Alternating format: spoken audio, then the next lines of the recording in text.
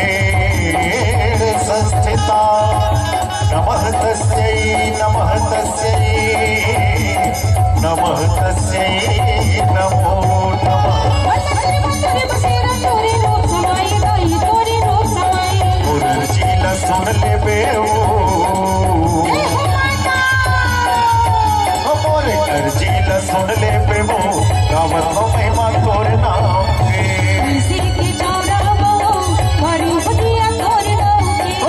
तुलसी के चौरा मावो वारी होतिया तोर नाम के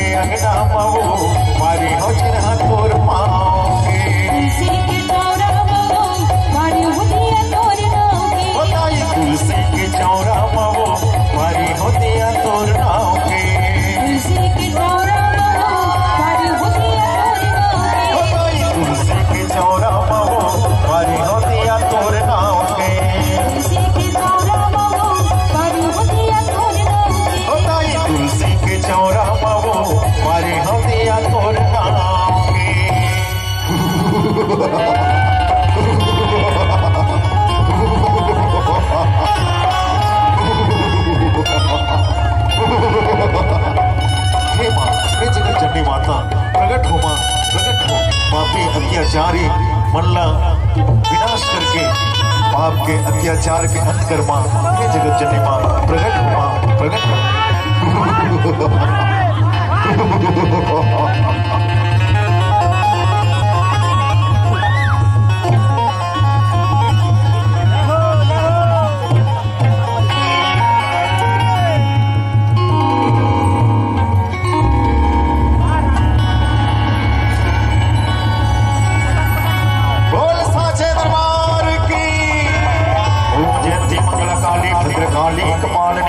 दुर्गा क्षमा शिवा धात्री स्वाहा स्वधा नमस्तुते या देवी सर्वभूतेषु शक्ति रूपेण संस्थिता नमः तस्यै नमो नमः। दुर्गा दुर्गति दूर कर मंगल कर सब काज मन मंदिर उज्ज्वल करो कृपा करके आज।